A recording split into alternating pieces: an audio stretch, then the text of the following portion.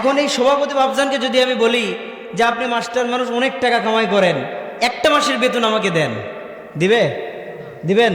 এতগুলো মানুষের ওয়াদা করেন, দিবেন? কথাই বলে না, মনে করছে জামাই যদি নিয়ে যায় তাহলে দিবেন না। আপনারা কেউ দিবেন? কেন দিবেন না? কারণ ওটা আপনাদের সম্পদ, আমাকে দিবেন না।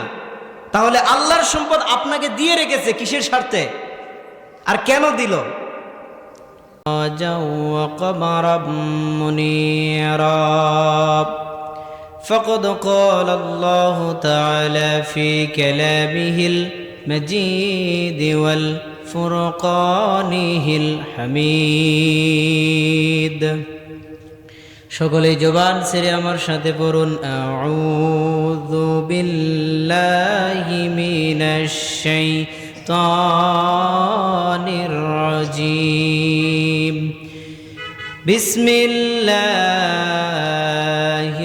রহমানির রহিম। ইন্নাল্লাহা ওয়া মালাইকাতাহু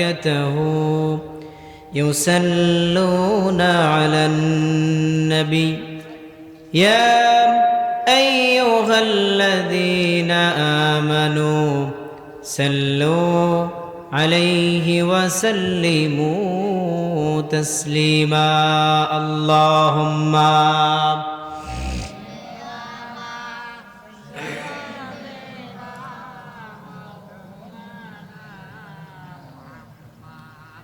وعلى آل سيدنا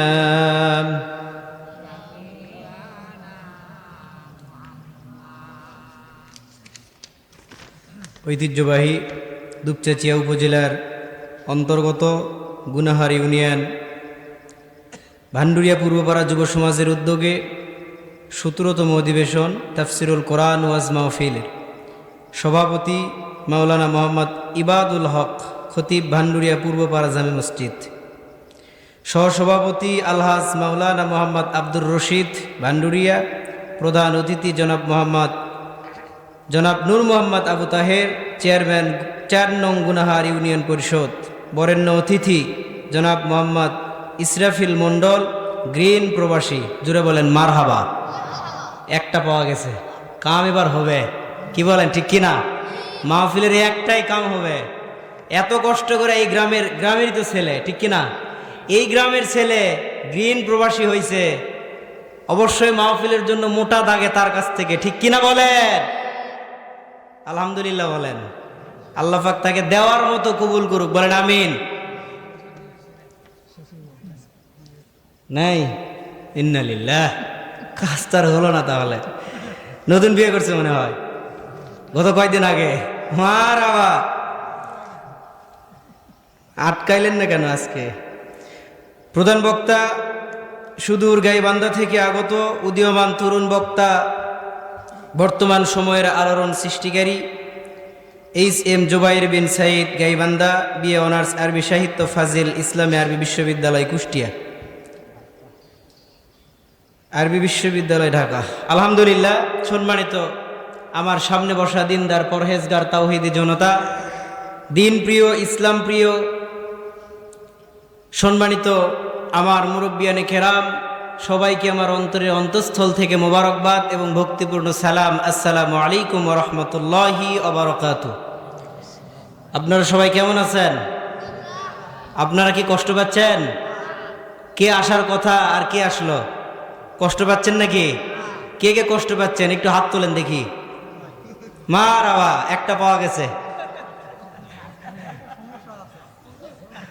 যাক, আল্লাহ তাআলা সবাইকে কবুল করুক, বলেন আমিন। শেষ পর্যন্ত মাহফিলের কে কে থাকবেন? সবাই থাকা যাবে তো ইনশাল্লাহ? কিছু ওয়াজ কিন্তু হবে প্যান্ডেলে, আর কিছু ওয়াজ হবে অ্যাঙ্গেলে, কিন্তু অ্যাঙ্গেলের দিন নাই। এখন যা হবে ডাইরেক্ট, ঠিক কিনা বলেন? এখন যা হবে কি ডাইরেক্ট, আর সই লাগবে না। সম্মানিত ভাইয়েরা আমার, এমন একটা সময় ছিল, এমন একটা যুগ ছিল, এমন একটা জামানা ছিল, যেই সময় আলেমদেরকে কোরআনের তাফসির করতে দেওয়া হয় নাই, ঠিক কিনা বলেন? আলেমদেরকে কোরআনের কথা বলতে দেওয়া হয় নাই। যেই হাদিস বললে তাদের বিরুদ্ধে যায়, ওই হাদিস বলতে দেওয়া হয়নি। যে আলেম মাথাচাড়া দিয়ে দাঁড়িয়েছে ওই আলেমকে আগে বন্দি করেছে, এরপরে নির্যাতন করে তাকে ফাঁসির কাষ্ঠরিতে ঝুলে তাকে তিলে তিলে হত্যা করা হয়েছে, ঠিক কিনা বলেন?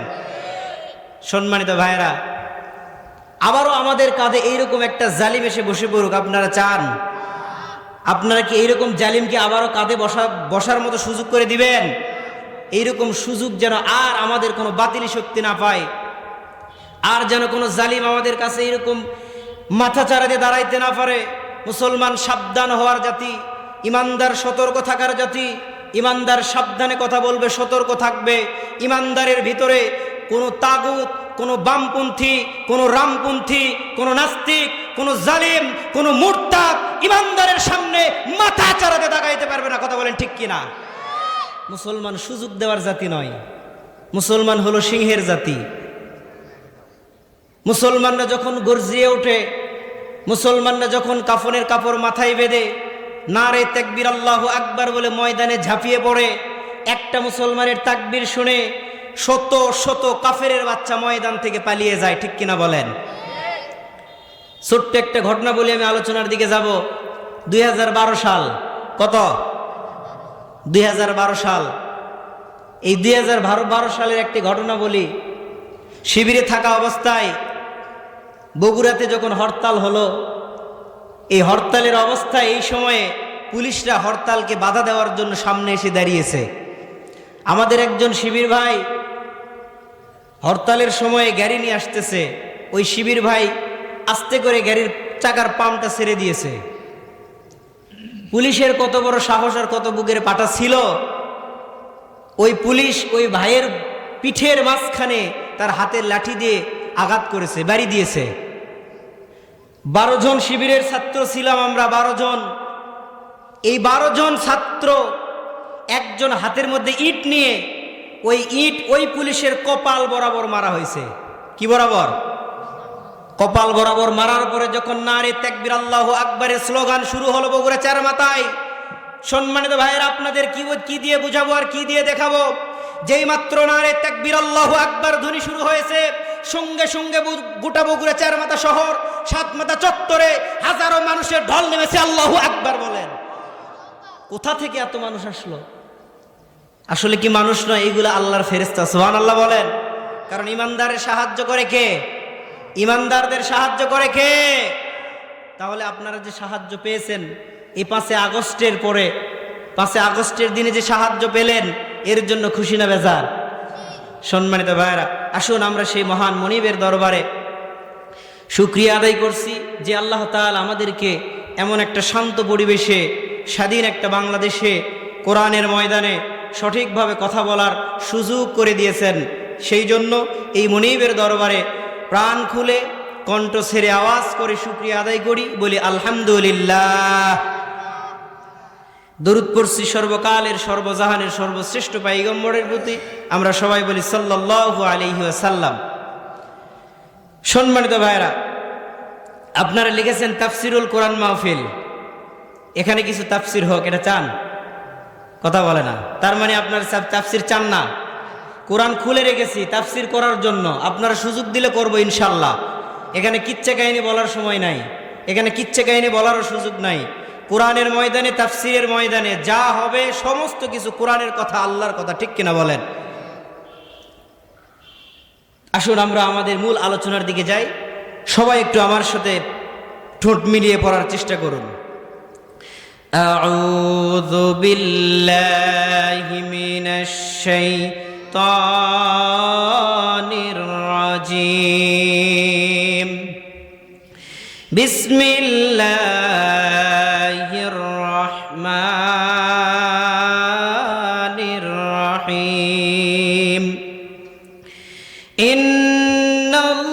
ইন্নাল্লাহা আশতারা মিনাল মুমিনিনা আনফুসাহুম ওয়া আমওয়ালাহুম বিআন্না লাহুমুল জান্নাহ يقاتلون في سبيل الله فيقتلون ويقتلون وعدا عليه حقا হাক্কান ফিত তাওরাতি ওয়াল ইনজিলি ওয়াল কুরআন।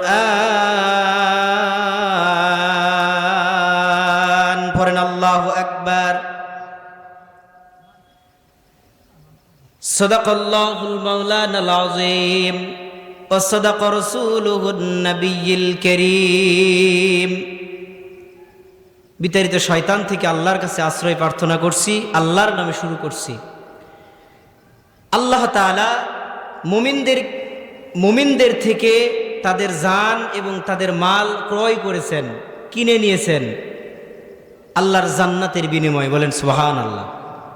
এই মুমিনরা বাতিলের বিপক্ষে, কাফেরের বিপক্ষে জেহাদের ময়দানে জেহাদ করে, যুদ্ধ করে, তারা মারে, তারা মরে। সুবহানাল্লাহ বলেন। তাদের এই সুসংবাদ আল্লাহ তাআলা পবিত্র কোরআনুল কারীমে, তাওরাতে, ইনজিলে দান করেছেন। সুবহানাল্লাহ বলেন। আল্লাহ তাআলার ওয়াদা সব থেকে বড়। এত বড় ওয়াদার মালিক আর পৃথিবীতে দ্বিতীয় একটাও নাই। সাদাকাল্লাহুল আযীম। আমি তেলাওয়াত করেছি সূরাতুত তাওবার 111 নম্বর আয়াত। একটি আয়াতের উপরে আমি আপনাদের সামনে আলোচনা করব এবং কোরআন সামনে রেখেছি, সেখান থেকে কিছু আলোচনা করার চেষ্টা করব ইনশাআল্লাহ। আল্লাহ তাআলা মুমিনদের কাছ থেকে কিনে নিয়েছেন কি? জান এবং মাল। কথা বলতে হবে। মুমিনদের কাছ থেকে কি কিনে নিয়েছেন? জান আর কি? মাল। দিয়েছেন কি?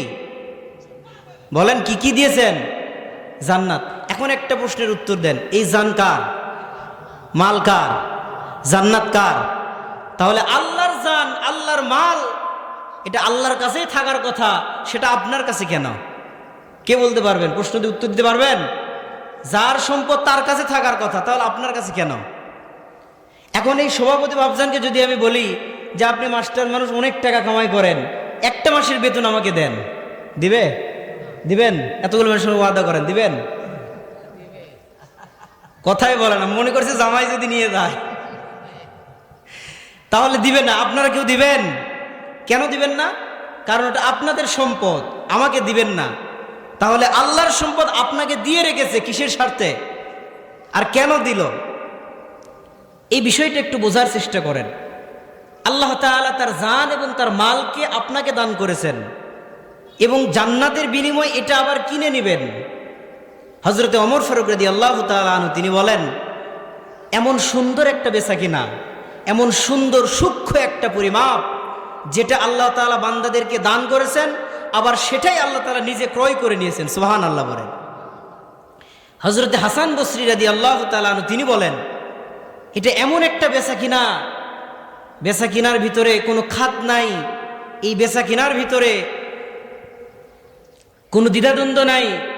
যার সম্পদ আল্লাহ তাআলা বান্দাদেরকে দান করলেন, আবার সেই আল্লাহ তিনি বান্দাদের কাছ থেকে জান্নাতের বিনিময়ে তার সম্পদ দিয়ে কিনে নিয়ে, মানে বান্দার কাছ থেকে আল্লাহ তাআলা কিনে নেয়, লাভত থেকে বান্দা পেল জান্নাত। জোরে বলেন সুবহানাল্লাহ।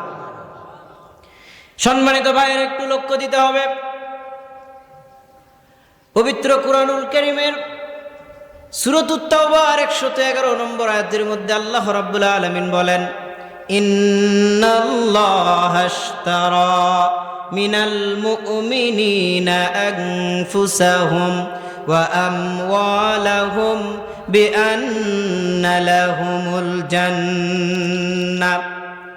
আল্লাহ রাব্বুল আলামিন বলেন, ইন্নাল্লাহা, নিশ্চয় আল্লাহ তাআলা, আশতারা, বান্দার কাছ থেকে ক্রয় করেছেন, মিনাল মুমিনিনা আনফুসাহুম ওয়া আমওয়ালাহুম বিআন্না লাহুমুল জান্নাহ, বান্দার জান এবং বান্দার মাল, এই দুইটাকে আল্লাহ তাআলা কিনে নিয়েছেন, আর এর বিনিময়ে আল্লাহ তাআলা তাকে জান্নাত দান করেছে। জোরে বলেন সুবহানাল্লাহ।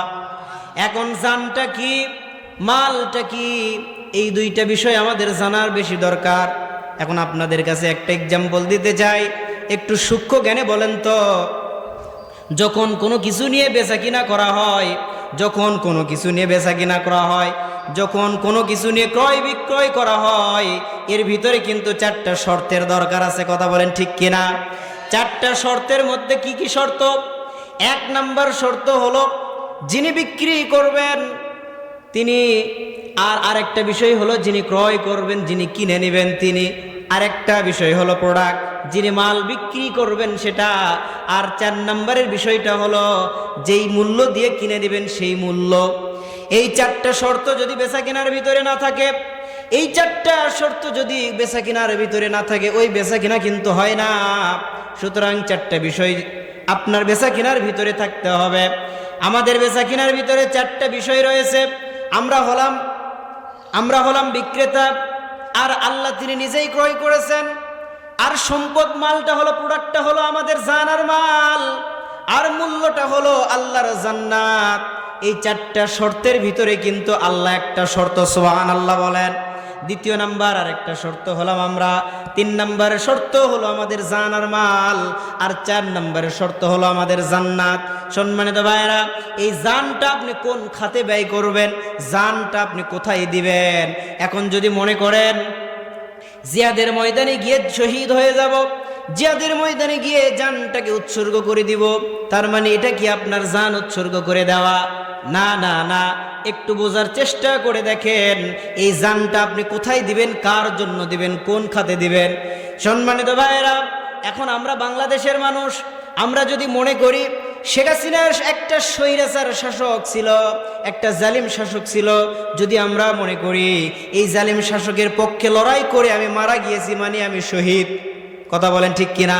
যদি মনে করি আমি শহীদ, তাহলে কিন্তু এটাকে শহীদ বলা যাবে না। শহীদ হওয়ার প্রথম নাম্বার শর্ত হলো আল্লাহর দলে থাকা। শহীদ হওয়ার প্রথম শর্ত কি বলেন? কি? আল্লাহর দলে থাকা। তুমি আল্লাহর দলে থাকলে না, আল্লাহর দলে না থেকে তুমি এখন যদি মারা যাও আর যদি তোমাকে বলা হয় তুমি শহীদ, তাহলে তুমি আসলে প্রকৃতভাবে শহীদ নয়। এটা দুনিয়ার ভাষ্য অনুযায়ী, দুনিয়ার ভাষা অনুযায়ী তুমি শহীদ, কিন্তু আল্লাহর কাছে শহীদের মর্যাদা তুমি পাবে না। তাহলে কি, কোন খাতে আপনার জীবন ব্যয় করলে আপনি শহীদ হবেন?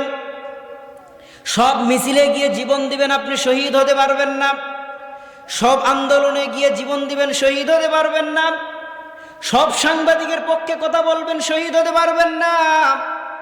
সব হরতালে গিয়ে যদি মিছিল করেন, আন্দোলন করেন, শহীদ হতে পারবেন না। আপনার জানটা শুধুমাত্র কেবলমাত্র আল্লাহর জমিনে আল্লাহর কোরআন বাস্তবায়ন হওয়ার জন্য যদি জীবন দিতে পারেন, তবে আপনি শহীদ হয়ে যাবেন। আপনার জানটা কিনে নেওয়া হলো। এই জানটা আপনার একটা আমানত। এখন আপনারা যদি আমাকে কেউ 10,000 টাকা দেন, এটা আমানত হিসেবে রাখতে দিবেন। হয়তো অনেকে হজ করতে যাবে বা কোনো কারণে বাইরে যাবে, রাখার মতো কেউ নাই, আত্মীয় স্বজন, ছেলে সন্তান কেউ নাই। সে চিন্তা করতেছে যদি আমি এই সম্পদ কারু কাছে রেখে যাই, কোনো বিশ্বস্ত ব্যক্তির কাছে রাখতে পারি, তাহলে আমার সম্পদটা গচ্ছিত থাকবে। আর যদি কোনো অবিশ্বাস্য কোনো ব্যক্তির কাছে রাখি, তাহলে এটা খেয়ে ফেল দিবে। সেই অনুযায়ী যদি আপনি কোনো ব্যক্তির কাছে রাখেন, এটা হবে আমানত, ঠিক কিনা বলেন? আল্লাহ তাআলা আপনার কাছে আল্লাহর জান এবং মাল আমানত রেখেছেন। সুতরাং আল্লাহ যখন চাইবে আল্লাহর ওই জান আর মাল তখন আপনাকে দিতে হবে, ঠিক কিনা? এই স্বৈরাচার শাসকের বিরুদ্ধে কথা বলতে গিয়ে, এই স্বৈরাচার শাসকের বিরুদ্ধে আন্দোলন করতে গিয়ে যদি আপনি মনে করেন আমি যাব না বাবা, সবে মাত্র বিয়ে করেছি, নতুন বউ হয়েছে, সবে বাচ্চা হয়েছে, বাচ্চা কাচ্চা হয়েছে, আমি কেবল নতুন জব করি, চাকরি বাকরি করি, নতুন জীবন আমার অনেক পরে আছে সামনের দিকে, এখনই যদি হরতালে যাই, মিছিলে যাই, যদি কোনো সমাবেশে যাই, যদি গুলি খেয়ে মারা যাই, তাহলে আমার ভবিষ্যৎ প্রজন্ম নষ্ট হবে। এমন চিন্তা যদি করেন, তাহলে আপনার মৃত্যু হবে মুনাফিকি মৃত্যু, ঠিক কিনা? আপনি মুশরিকি হয়ে মারা গেলেন, আপনি ইমানদার হয়ে মৃত্যুবরণ করলেন না। আর আপনার এই যে আয়াত, এই আয়াতকে অস্বীকার করা হলো, আল্লাহর আমানতকে অস্বীকার করা হলো। আর যারা আল্লাহর আমানতকে অস্বীকার করে, আল্লাহর আয়াতকে অস্বীকার করে, তারা কুফরি করে। আর যারা কুফরি করে তারা কাফের, ঠিক কিনা? যারা কুফরি করে তারা কি? তারা কাফের। সম্মানিত ভাইয়েরা, ছোট্ট একটা এক্সাম্পল দেই। বর্তমান বাংলাদেশ থেকে শিয়াদেরকে কাফের ঘোষণা করা হয়েছে, ঠিক কিনা বলেন? শিয়াদেরকে কাফের কেন ঘোষণা করা হলো? একটা আয়াতের পুরা অংশ নয়, 4টা ভাগের একটা ভাগ তারা এ আয়াতের উপরে আমল করে না, আয়াতকে মান্য করে না, মানে না। শিয়ারা একটা আয়াতের 4 অংশের 1 অংশ মানে না। শুধুমাত্র মুহাম্মাদুর রাসূলুল্লাহ খাতামান নবী, এই শেষ নবী, তিনি এই শেষ নবী হয়ে পৃথিবীতে এসেছেন, এটা তারা মানে না। শুধুমাত্র এই একটা বিষয় না মানার কারণে শিয়ারা কাফের। এখন মুসলমান আপনারা চিন্তা করেন, পবিত্র কুরআনুল কারীমের মধ্যে শত শত আয়াত রয়েছে জিহাদের, শত শত আয়াত রয়েছে কোরআনের পক্ষে, শত শত আয়াত রয়েছে রাজনীতির, কোরআনের মধ্যে শত শত আয়াত রয়েছে সংস্কারের জন্য, সংবিধানের জন্য। এই শত শত আয়াত যদি অস্বীকার করেন, এখন চিন্তা করেন শিয়ারা একটা আয়াতের 4 ভাগের 1 ভাগ অস্বীকার করার কারণে কাফের হয়ে গেল। আপনি মুসলমান কুরআনুল কারীমের মধ্যে শত শত জিহাদের আয়াতকে অস্বীকার করলেন, শত শত আয়াতকে, রাজনীতি আয়াতগুলিকে অস্বীকার করে ফেললেন। এখন আপনি মনে করেন শিয়ারা একটা আয়াত না মানার কারণে যদি কাফের হয়, তাহলে আপনি কয় নাম্বারের কাফের একটু চিন্তা করে বলেন। কথা বুঝতেছেন? কথা কি বোঝা যায়? কথা বলেন না, কথা কি বোঝা যায়? কথা বুঝতেছেন? শিয়ারা একটা আয়াতের 4 ভাগের 1 ভাগ মানে না, তার জন্য তারা কাফের। আর কোরআনের শত শত আয়াত আছে জিহাদের, আপনি জিহাদে যেতে ভয় করেন, আপনি জালিমের বিরুদ্ধে আন্দোলন করতে ভয় করেন, আপনি আল্লাহর দল করতে ভয় করেন, আপনি ইসলামী আন্দোলন করতে ভয় করেন। এখন আপনি চিন্তা করেন আপনি কয় নাম্বার কাফের? কয় নাম্বার কাফের একটু চিন্তা ভাবনা করে বুঝবেন। সম্মানিত ভাইয়েরা, এখন আপনার মালটা কোন খাতে দিবেন? আপনার জান দিলেন, আপনার আমানত রক্ষা করলেন, এখন আপনার মালটা কোন খাতে দিবেন? একটু ভালো করে বুঝে শুনে আপনি বলেন। আপনার জান মানে, আপনার মাল মানে আপনারা মনে করেন যে অর্থ সম্পদ, টাকা পয়সা। আসলে মাল মানে কিন্তু টাকা পয়সা, অর্থ সম্পদ শুধু এটাই নয়। এই তাফসির ব্যাখ্যাটা শুনে দেন, হয়তোবা কোনোদিন শুনেছেন কিনা জানি না। নতুন একটা তাফসির শুনেন, যদি শুনে থাকেন আপনার কাছে পুরাতন মনে হবে, আর যদি না শুনে থাকেন আপনার কাছে নতুন মনে হবে। পবিত্র কোরআনুল কারীম যত গবেষণা করবেন, যত রিসার্চ করবেন, নতুন নতুন তথ্য বের করতে পারবেন। সুবহানাল্লাহ বলেন। সম্মানিত ভাইয়েরা, একটু লক্ষ্য দিয়ে শুনতে হবে। এই মালটা আপনি কোন খাতে ব্যয় করবেন? শুধু মাল মানে কি জুমাজুমি, টাকা পয়সা, গাড়ি বাড়ি এইগুলাই নাকি? মাল মানে শুধু এইগুলি নয়, মাল মানে কিন্তু আপনার স্ত্রী, এটাও কিন্তু আপনার একটা সম্পদ। সুবহানাল্লাহ বলেন। আপনার স্ত্রীকে আপনি কোন খাতে ব্যয় করবেন? আপনার স্ত্রীকে কিভাবে আপনি ব্যয় করবেন? আপনার স্ত্রীকে কিভাবে লালন পালন করে তাকে আপনি ইসলামীপন্থী, ইসলামী মন মাইন্ডে তৈরি করবেন? আপনার স্ত্রীকে কি আপনি পর্দায় রাখবেন না বেপর্দায় রাখবেন? আপনার স্ত্রীকে কি আপনি নামাজের মধ্যে নামাজি বানাবেন না বেনামাজি বানাবেন? যদি আপনার স্ত্রীকে দিনের পন্থায় আপনি লালন পালন করতে পারেন, দিনের প্রতি যদি আপনার স্ত্রীকে আপনি গড়াইতে পারেন, আপনার সম্পদটাকে, আপনার আমানতের সম্পদটাকে আপনি রক্ষা করলেন। আর যদি আপনার স্ত্রীকে আপনি ঠিকঠাক মতো যদি দিনের পন্থায়, যদি পর্দার ভিতরে ইসলামী মন মাইন্ড দিয়ে যদি গড়াইতে না পারেন, তবে আপনি কিন্তু আল্লাহর আমানতকে অস্বীকার করলেন। দ্বিতীয় নম্বরে আপনার সন্তান, এটা আপনার একটা সম্পদ। আপনার সন্তানকে আপনি কোন লাইনে বড় করবেন, কি শিক্ষায় শিক্ষিত করবেন? কোরআন হাদিসের শিক্ষা দিবেন, ইলম, দ্বীনি ইলম শিক্ষা দিবেন কিনা, এটাও কিন্তু আপনার একটা সম্পদ। আল্লাহ রাব্বুল আলামিন পবিত্র কুরআনুল কারীমের মধ্যে বলেন, ওয়ালামু আন্নামা আমওয়ালাকুম ওয়া আওলাদুকুম ফিতনা। আল্লাহ রাব্বুল আলামিন বলেন, দুনিয়ার জন্য সম্পদ, সন্তান, সন্ততি, এইগুলি তোমাদের জন্য ফিতনা। ও দুনিয়ার মানুষ, তোমরা মনে রাখো, দুনিয়ার মানুষ তোমরা জেনে রাখো, এই সন্তান, সন্ততি আর সম্পদ তোমাদের জন্য ফিতনা। যদি এই ফিতনা থেকে নিজেকে বাঁচিয়ে রাখতে পারো, আল্লাহর দরবারে তোমাদের জন্য পুরস্কার রয়েছে। জোরে বলেন সুবহানাল্লাহ। আল্লাহ রাব্বুল আলামিন বলেন, ওয়া আন্নাল্লাহা ইনদাহু আজরুন আযীমা, উত্তম পুরস্কার তোমাদের জন্য জান্নাত নৈকট্যকারী বান্দার সঙ্গে রেখে দিয়েছে। জোরে বলেন সুবহানাল্লাহ। তাহলে 2 নম্বর সম্পদ হলো আমাদের সন্তান। এরপরে আপনার সম্পদটা কি আপনি ভালো করে শুনে রাখেন, একটু বোঝার চেষ্টা করেন। আমরা শুধু মনে করি সম্পদ মানে আমার ব্যাংক ব্যালেন্স, সম্পদ মানে আমার টাকা পয়সা, সম্পদ মানে আমার জমা জমি, 20 বিঘা 50 বিঘা জমি করেছি, এটাই শুধু আমার সম্পদ। কিন্তু না না না, আপনার জন্য কিন্তু এটা সম্পদ নয়। আপনার জন্য সম্পদ হলো আপনার ব্যবসা বাণিজ্য, আপনার চাকরি, এটাও আপনার জন্য সম্পদ। এরপরে আপনার জন্য সম্পদ রয়েছে একটা সময়। এই যে আপনারা সময় দিয়েছেন তাফসীর মাহফিলে, এই তাফসীর মাহফিল যদি আল্লাহর কাছে কবুল কবুল হয়ে যায়। আল্লাহ রাব্বুল আলামিন এই তাফসীর কবুল হওয়ার কারণে, এই মাহফিলটা কবুল হওয়ার কারণে আপনি যে আল্লাহর জন্য, দিনের জন্য সময় ব্যয় করলেন, আল্লাহ রাব্বুল আলামিন এই সময়টাকে আপনার জন্য জান্নাতের ওসিলা হিসেবে কবুল করে নেবে। জোরে বলেন সুবহানাল্লাহ।